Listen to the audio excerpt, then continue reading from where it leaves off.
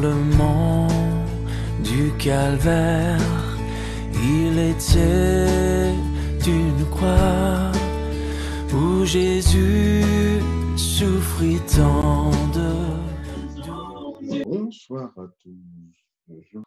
Donc, un petit résumé de mardi soir, c'était défi public. On a vu un tournant très concret dans le ministère de Jésus où là, il ne fait plus les choses discrètement et il les fait même volontairement pour que et la foule et le pouvoir religieux en place sachent exactement. Jusque-là, les grands prêtres surtout, on va voir, ils rentrent en scène. Ils pouvaient dire, oui, il y a un farfelu qui prêche dans le désert. Voilà. Mais là, Jésus, il fait une entrée triomphale à Jérusalem, déjà. Après, c'était la période de Pâques, donc on voit qu'il y a des foules. Les gens mettent leurs vêtements sur la route et lui chantent Hosanna. On a vu, ça voulait dire, Hosanna, sauve-nous, nous t'en prions. Donc Jésus est acclamé comme un roi, comme le sauveur. Hosanna pour le fils de David. Et ce qu'on avait souligné également, c'est que ce qui faisait le triomphe de Jésus, donc c'était la foule qui venait pour la Pâque à Jérusalem, mais également, juste avant, à 4 kilomètres de là, Béthanie, Jésus ressuscite Lazare, un miracle extraordinaire. Donc, ce miracle extraordinaire avait déjà fait tout. Le bruit avait couru partout. Donc, quand Jésus arrive, ce n'est pas un inconnu. On sait que c'est le fameux Jésus qui vient de ressusciter un mort depuis 4 jours, donc décomposé. Et on a vu également que Jésus est entré sur un anneau. Donc, mardi soir, on a vu que Jésus ne fait rien par hasard. Jésus a été inspiré par Zacharie 9, verset 9, parce qu'il connaissait bien les Écritures, qui disait « Lance des acclamations Jérusalem, Jérusalem la belle, il est là ton roi, il vient à toi, il est juste et victorieux, il est pauvre et monté sur un âne, sur un ânon, le petit d'une ânesse. » Donc Jésus, avec son entrée triomphale sur un ânon, vous et moi, on a connu la plupart, un petit âne était attaché à la maisonnette. C'est très vieux ça. Et souvent, c'était juste un petit épisode comme ça dans la Bible. Eh ben non, c'est rien par hasard. Quand Jésus fait ça, il fait une déclaration messianique. Parce que les Juifs qui connaissent également, les chefs juifs qui connaissent également les Écritures, ont compris le message. Et la foule également, parce qu'on voit qu'il entre triomphalement. Ensuite, Jésus passe à la purification du temple. On a tous cette image en tête où Jésus chasse les voleurs dans le temple. C'est pareil, quand Jésus fait ça dans un lieu emblématique du judaïsme, qui est le temple de Jérusalem, il est impossible pour les chefs juifs et même pour la foule d'ignorer ce qui se passe. Jésus est en train d'agir avec autorité, comme s'il était missionné officiellement, en fait. Qu'est-ce que j'ai dit? Donc là, Jésus place le combat carrément sur le territoire de l'ennemi. Jusque-là, on voit que quand il traverse les champs de blé avec ses disciples, les pharisiens, je ne sais pas, ils viennent là comme si c'était des tops. Ils sortent de la terre, ils découvrent les pharisiens ont arraché des épis, on se demande d'où ils sortent. Voilà, Jésus, soit il était dans la synagogue au début, ensuite, après, près de la mer, dans la nature, et la pharisien est venu. Là, Jésus, carrément, se place sur le territoire de l'ennemi. Donc, il a voulu défier et porter un jugement sur l'organisation formelle du pouvoir religieux. Il y a un épisode, il y a quelque chose d'étrange quand on lit l'évangile de Marc, on se demande, mais qu'est-ce que ça fait là? C'est le fameux épisode du figuier maudit. Vous connaissez pareil. On connaît tous cette histoire. Et je pense que la plupart d'entre nous n'avait pas fait le rapprochement, le rapport avec la purification du temple. Et quand on lit, quand on met en parallèle les textes de Marc, Marc explique que quand Jésus se rend à Jérusalem pour la purification du temple, il avait faim, il voit le figuier et le maudit. Et au retour, donc Marc relate ça en 2 parties et au milieu desquelles on trouve la purification du temple. Donc ce n'est pas un hasard cette histoire de figuier. Et on l'a dit, c'était une parabole en acte qu'a fait Jésus pour expliquer le sort qui serait réservé aux chefs juifs et à Jérusalem. Je vous laisse le soin de regarder la vidéo de nouveau pour entrer dans les détails. Et ensuite, donc cette histoire de figuier,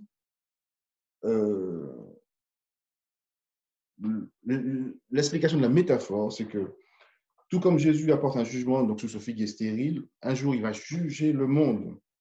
Donc, le moment pour nous, vous et moi, est de réfléchir aux fruits que nous portons.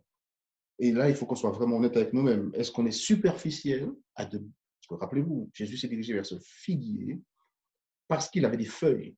Quand un figuier a des feuilles, il doit porter des fruits. Donc, Jésus estimait que ce figuier était superficiel, métaphore avec également la nation juive, Jérusalem, les chefs juifs, qui avaient des fastes, mais qui au fond n'avaient rien. Donc il y avait une phrase d'Ellen White qui disait que la religion juive, avec son temple splendide, ses autels sacrés, les prêtres mirés et ses cérémonies impressionnantes, avait vraiment une belle apparence sous laquelle l'humilité, l'amour, la bienveillance faisaient défaut. Donc pour nous aujourd'hui, vous et moi, est-ce que, si on est honnête avec nous-mêmes, est-ce qu'on est superficiel ou sommes-nous sincères? Est-ce que l'évangile produit du fruit dans notre vie chaque jour? Et comme je l'ai dit dès le départ, la bonne nouvelle, est-ce que la bonne nouvelle dont on parle dans la Bible, c'est quelque chose de concret chez moi?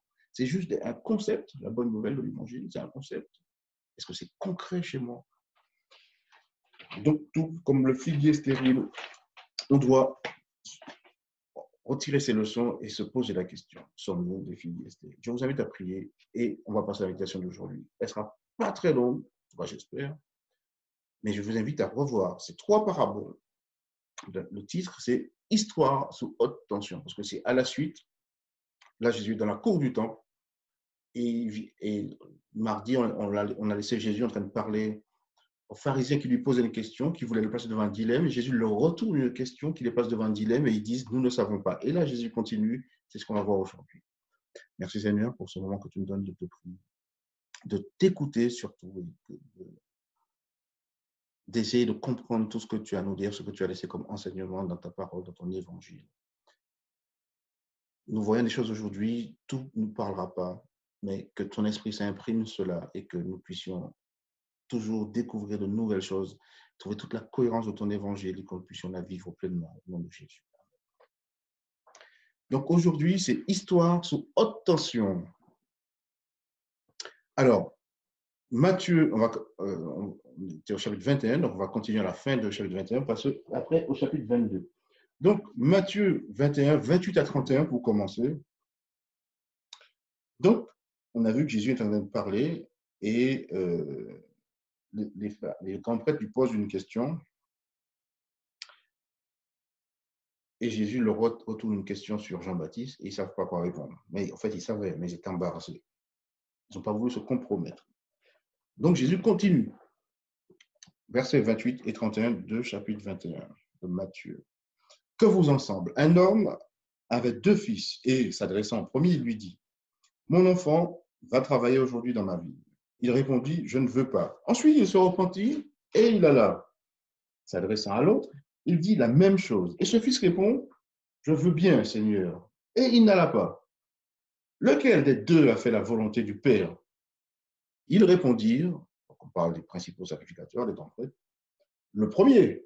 Et Jésus leur dit, je vous le dis en vérité, les publicains et les prostituées vous devanceront dans le royaume de Dieu. Donc là, on est vraiment au dernier jour de la vie de Jésus. Donc là, désormais, Jésus est en conflit permanent avec ses responsables juifs. Donc, depuis, il y a eu l'entrée à Jérusalem, puis la purification du temple, ensuite la confrontation au sujet de son autorité. C'était la dernière question qu'il avait posée.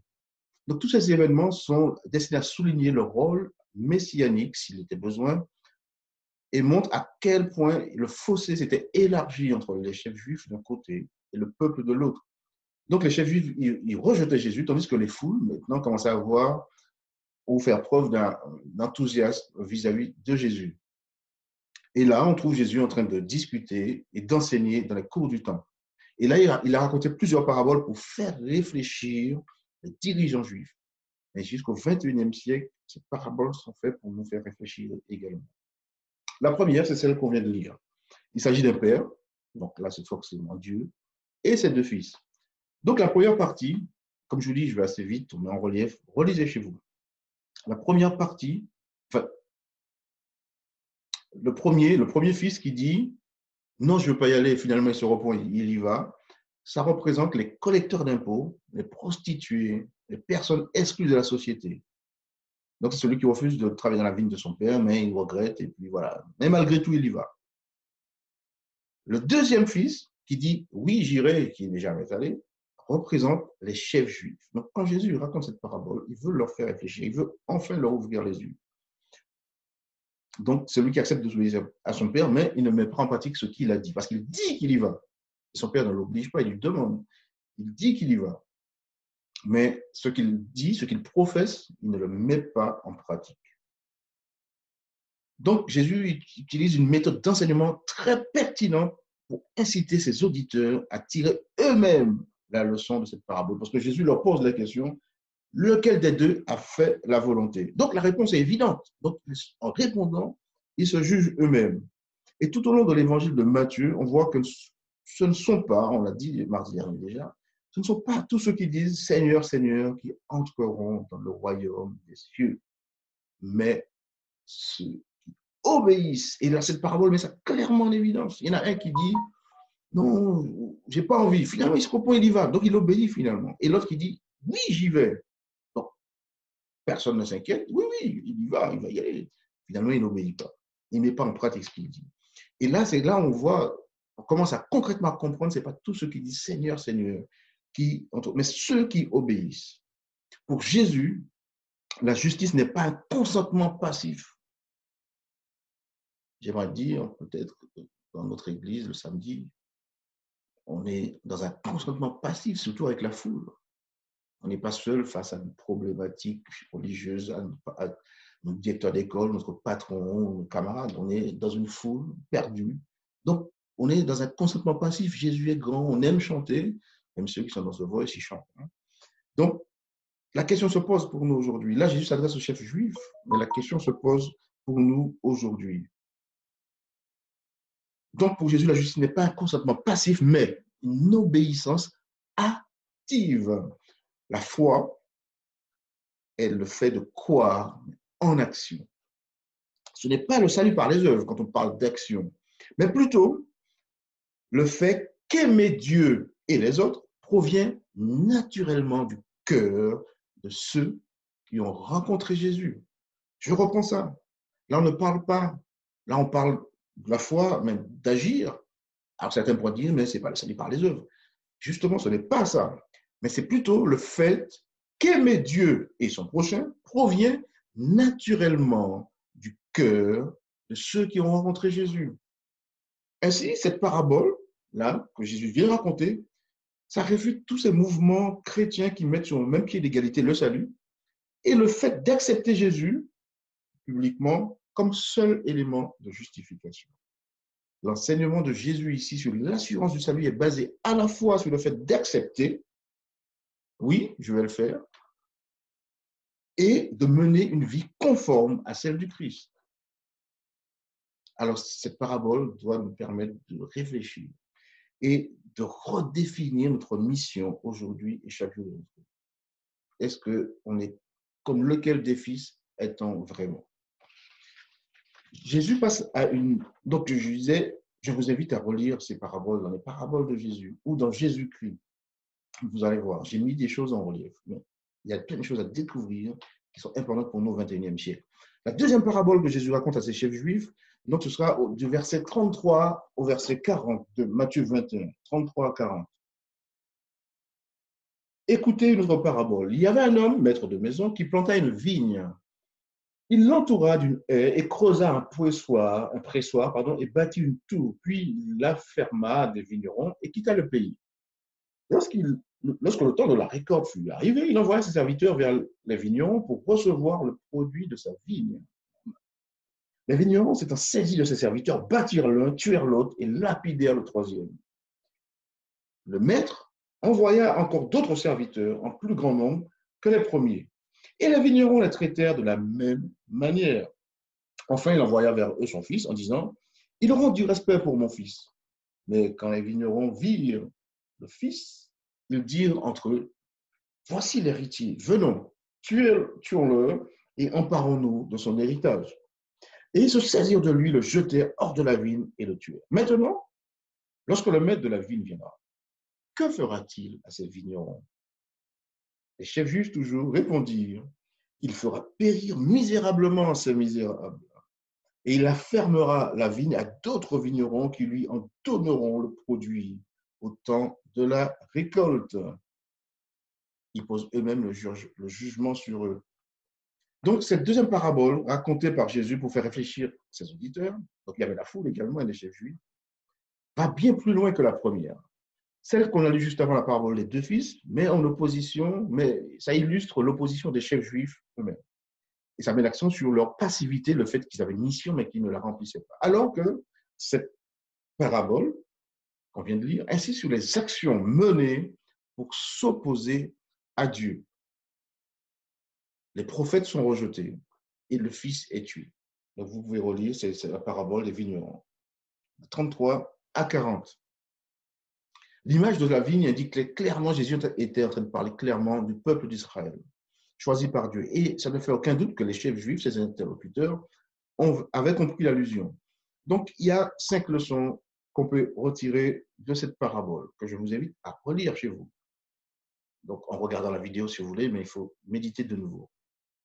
La première leçon évidente, c'est que Dieu est patient. Il n'a pas envoyé un seul serviteur, il en a envoyé plusieurs. Ça prouve quoi? Dieu n'abandonne pas facilement ses enfants. On l'a vu dans les méditations avant, avec l'aide du Saint-Esprit. Le Seigneur n'arrête pas d'essayer de nous sauver. C'est là où la bonne nouvelle, good news, la bonne nouvelle de cette parabole, nous rappelle s'il était besoin que Jésus n'arrête pas d'essayer de nous sauver tous les jours. C'est pour ça que le péché contre le Saint-Esprit n'est pas pardonnable, parce qu'en fait, si on ferme la porte, il n'y a plus rien à faire. Parce que le Saint-Esprit est là régulièrement pour essayer de nous remettre sur le droit chemin, de nous rappeler à l'ordre, de nous faire des appels. Tout comme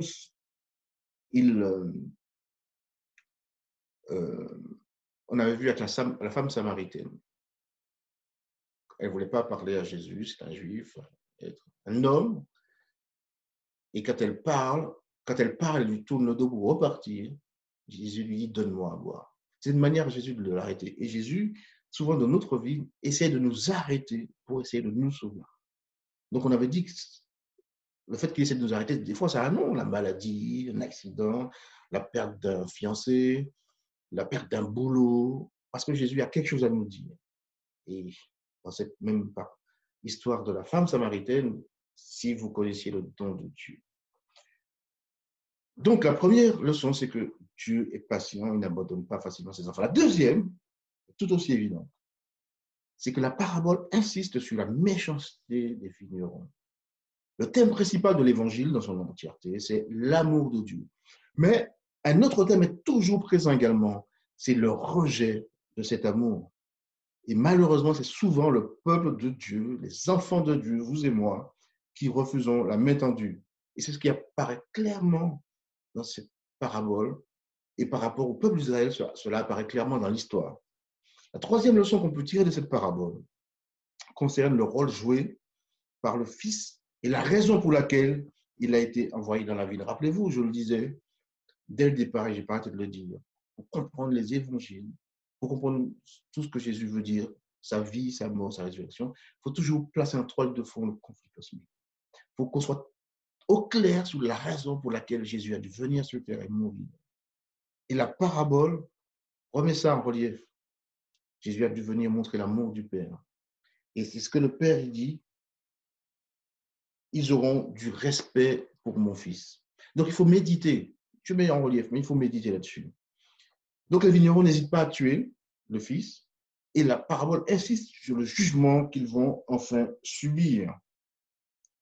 La quatrième leçon qu'on peut tirer de cette parabole, c'est que si le jugement de Dieu ne vient pas de suite, parce qu'on peut pécher aujourd'hui et pas mourir, comme Ananias et Saphira qui avaient menti, qui sont morts sur le champ, comme Uza qui avait touché l'arche, qui est mort sur le champ, le jugement de Dieu, s'il ne vient pas tout de suite, il est certain et irréversible. Parce que le jugement là de Matthieu 21, sur les vignerons arrive en l'an 70 après Jésus-Christ, où Jérusalem est avec la destruction de Jérusalem. On peut le trouver clairement au verset 7 également de la prochaine parabole, Matthieu 22. La cinquième leçon qu'on peut tirer sur cette parabole, ça concerne le royaume de Dieu. Jusque-là,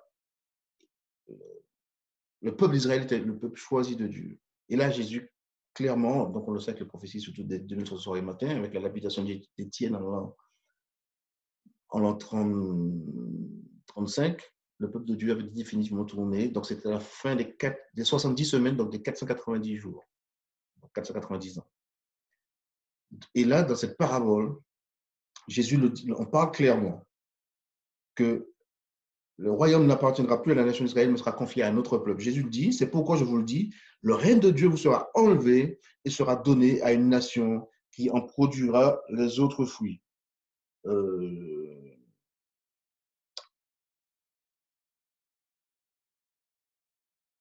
C'était au verset 43. Verset 43. Le peuple, et ce nouveau peuple, c'est l'Église chrétienne qui a hérité des promesses de l'Alliance et des responsabilités qui étaient auparavant réservées au peuple juif. Et nous faisons partie, vous et moi, de l'Église chrétienne. Donc, c'est un peuple, mais individuellement, nous sommes devant Dieu. Il faudrait demander à Dieu de nous aider à ne pas faire preuve de la même perversité que le peuple précédent, puisqu'il nous a confié maintenant cette mission. Je vous invite à passer à la troisième parabole. Donc là, on est au chapitre 22, les versets 1 à 12. Et cette parabole, alors là, si c'était vrai pour les deux autres, comme je vous disais, je mets les choses en relief qu'il faut revoir chez vous, cette parabole-là, elle est archi importante. Elle est capitale. Tous les synonymes que vous pouvez trouver, il faut la comprendre parce qu'elle est capitale dans la vie d'un enfant de Dieu, de la vie de celui qui veut être sauvé. Vous allez comprendre pourquoi. Matthieu 22, versets 1 à 12. Jésus, prenant la parole, leur parla de nouveau en parabole et dit: le royaume des cieux est semblable à un roi qui fit des noces pour son fils. Il envoya ses serviteurs appeler ceux qui étaient invités aux noces. Mais ils ne voulurent pas venir. Il envoya encore d'autres serviteurs en disant: dites aux conviés, voici, j'ai préparé mon festin, mes bœufs, mes bêtes grasses sont tuées, tout est prêt. Venez aux noces. Mais sans s'inquiéter de l'invitation, ils s'en allèrent. Celui-ci à son champ, celui-là à son trafic. Et les autres se saisirent des serviteurs, les outragèrent et les tuèrent. Le roi fut irrité.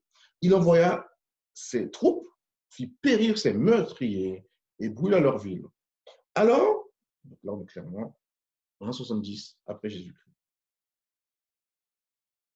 Alors il dit à ses serviteurs: les noces sont prêtes, mais les conviés n'étaient pas dignes. Allez donc dans les carrefours et appelez aux noces tous ceux que vous trouverez. Ses serviteurs allèrent dans les chemins, rassemblèrent tous ceux qu'ils trouvèrent, méchants et bons, et la salle des noces fut pleine de convives. Et le roi entra pour voir ceux qui étaient à table. Et il aperçut là un homme qui n'avait pas revêtu un habit de noces. Il lui dit: mon ami, comment es-tu entré ici sans avoir un habit de noces? Cet homme eut la bouche fermée. Alors le roi dit au serviteur: liez les pieds et les mains et jetez-le dans les ténèbres du dehors. Il y aura des pleurs et des graissements dedans.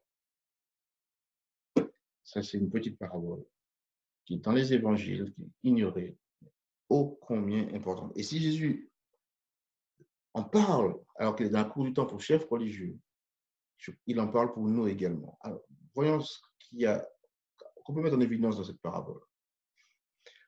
Donc, tout comme les deux autres, elle était destinée à faire réfléchir les auditeurs de Jésus. Et tout comme les deux autres, elle se termine par un jugement pour ceux qui rejettent le Père et le Fils, parce que c'était le mariage du Fils. Verset 1. Cette parabole est constituée en deux parties. La première partie, les questions de l'appel historique de Dieu au peuple juif. Le Seigneur, historique, dans l'Ancien Testament, le Seigneur a choisi le peuple juif, l'a fait sortir d'Égypte, il l'a fait remporter plein de victoires. Souvent, elle était asservie parce qu'il abandonnait le Seigneur les délivrait par l'intermédiaire de juges, de rois. Donc, c'est toute une grosse histoire d'amour. Quand vous lisez Jérémie, Ésaïe, vous voyez, le Seigneur est toujours en train de parler de ce peuple qu'on a pris de ses yeux, le peuple qu'il aime et qu'il le rejette. Donc, grande histoire d'amour. Et il y a toujours un appel historique pour ce peuple. Mais au verset 7, comme je l'ai précisé, on voit que cette première partie de l'appel historique de Dieu se termine avec la destruction de Jérusalem. Et au verset 8, il y a un changement. L'appel n'est plus réservé aux Juifs, mais à d'autres personnes qui n'étaient pas initialement invitées au mariage, au banquet. Le verset 8 à 10 fait apparaître clairement que l'invitation de l'Évangile, qui à l'origine concernait les Juifs, est lancée aux gentils du monde entier. Et le verset 9 débute de façon similaire au mandat évangélique décrit dans Matthieu 28, verset 19 à 20. Je pense que vous avez tous appris. Matthieu 28, 19 à 20. Allez, faites de toutes les nations des disciples, les baptisons au nom du Père, du Fils et du Saint-Esprit. Et là, le verset 9 débute pareil. Allez. Donc, cette invitation à prêcher à tous, mauvais et bon, donc tout le monde fait écho au ministère accompli par Jésus. L'évangile est réellement la bonne nouvelle, à savoir que tout le monde est invité au mariage. Bonne nouvelle encore ce soir, good news. L'évangile, c'est pour tout le monde. C'est vraiment la bonne nouvelle. Tout le monde est invité au mariage. Personne n'est assez mauvais pour ne pas être invité. Cependant, c'est là que je vous dis, cette parabole est capitale. Cependant, si tout le monde est invité, tout le monde ne peut pas rester. Les invités doivent respecter le roi qui a demandé à ses convives de porter un habit de noces. Parce que là, le roi, il rentre, tout le monde est là. Et là, il voit un homme, mon ami, mais comment t'es...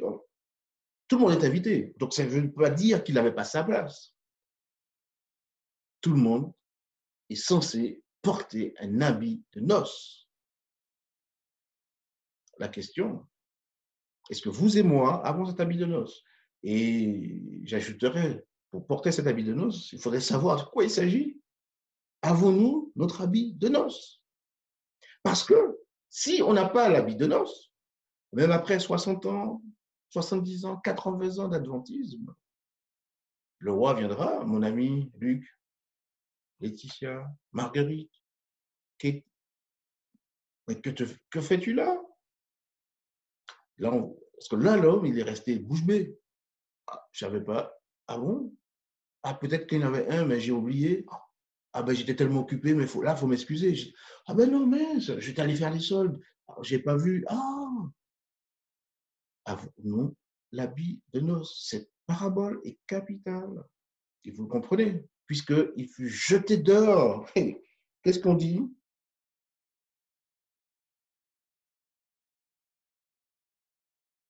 Verset 13. Le roi dit à ses serviteurs, liez-lui les pieds. On ne le jette même pas dehors, simplement. Liez-lui les pieds et les mains et jetez-le dans les ténèbres dehors, où il y aura des pleurs et des grincements de dents. La nuit où le plus fort succombe. C'est capital. Donc, je mets les choses en relief. Je vous invite à la lumière de cet esprit à relire dans Jésus-Christ, à relire dans les paraboles de Jésus et de comprendre. Donc, ceux qui n'ont pas d'habit de noces ne peuvent participer aux noces de l'agneau. Beaucoup de choses ont été dites sur la nature exacte de cet habit de noces. C'est pour ça que je vous invite à lire chez vous. Un théologien spécialiste de l'évangile de Matthieu, il s'appelle Frédéric Brunner, il souligne avec raison. Alors, pour être franc avec vous, il y a beaucoup, effectivement, d'interprétations sur l'habit de noces.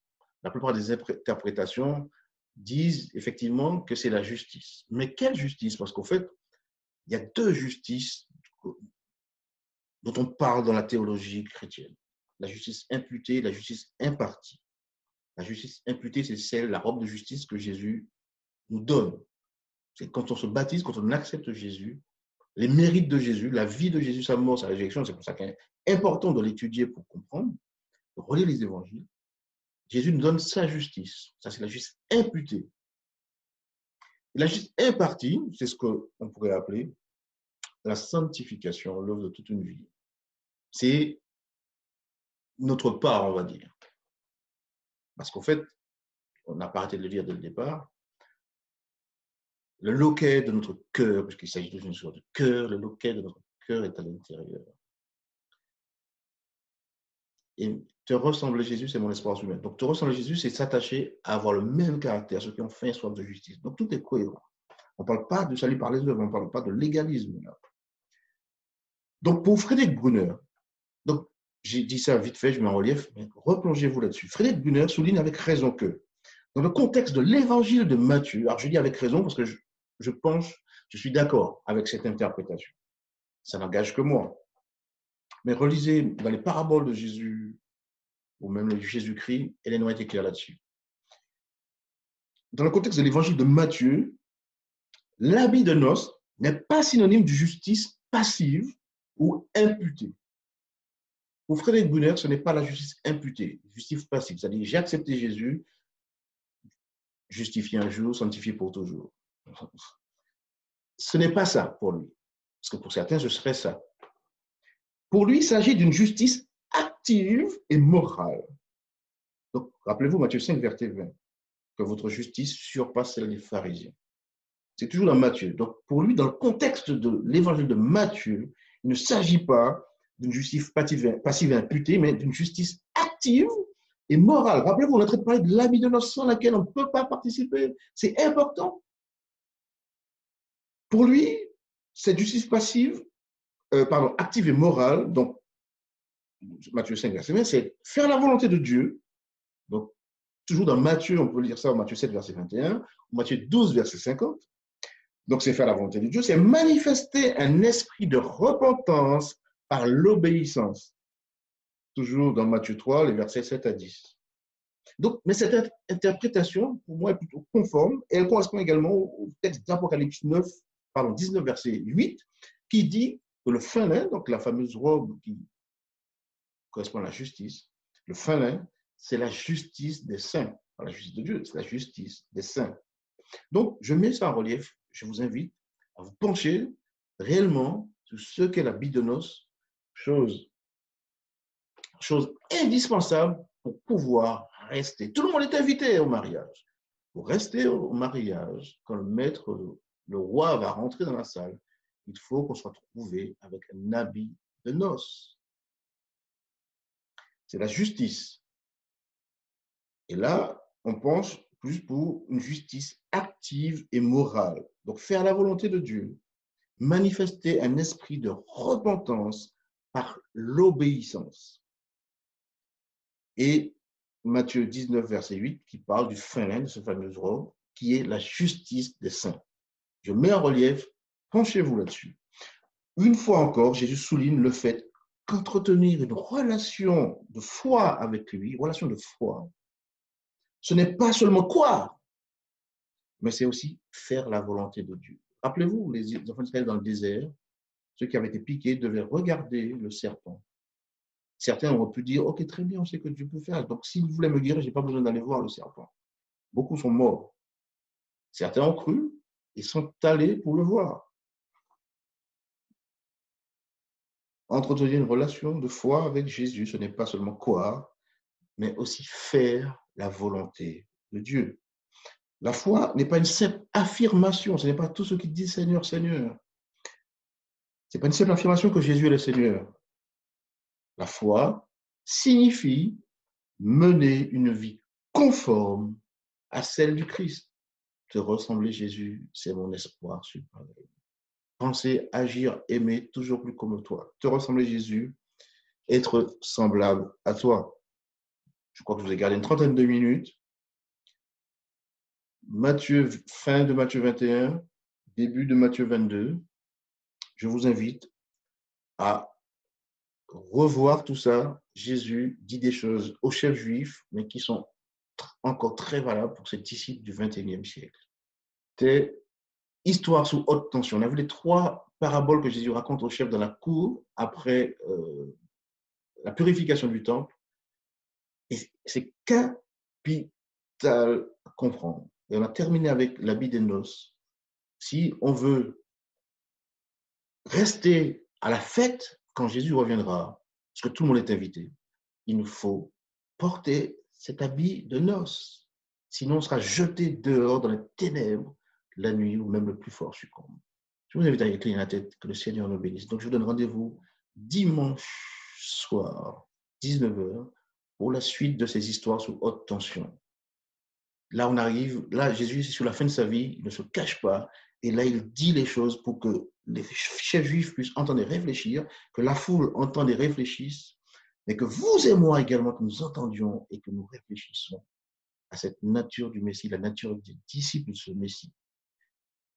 Merci Seigneur, des paroles que tu nous as dites ce soir. Je voudrais qu'on réfléchisse bien sur notre vie. Ce n'est pas tous ceux qui disent Seigneur, Seigneur qui entreront dans le royaume des cieux, mais ceux qui font la volonté. En parlant aux chefs juifs, tu leur disais qu'ils avaient tout, mais tu mettais en avant leur passivité. Mais à travers tes paroles, nous devons nous remettre en question nos vies à nous, Seigneur. Sommes-nous passifs? Sommes-nous superficiels? Sommes-nous vraiment enrôlés? Est-ce que nous sommes juste des peuples qui tenons juste des lèvres? Ce soir, nous voulons te dire non. Nous voulons te donner nos cœurs. Transforme-nous, Seigneur. Nous voulons vraiment te ressembler. Nous avons faim et soif d'avoir ton caractère. Nous ne sommes pas dignes, mais c'est au nom de Jésus que nous te prions de nous aider, de nous exaucer. Amen.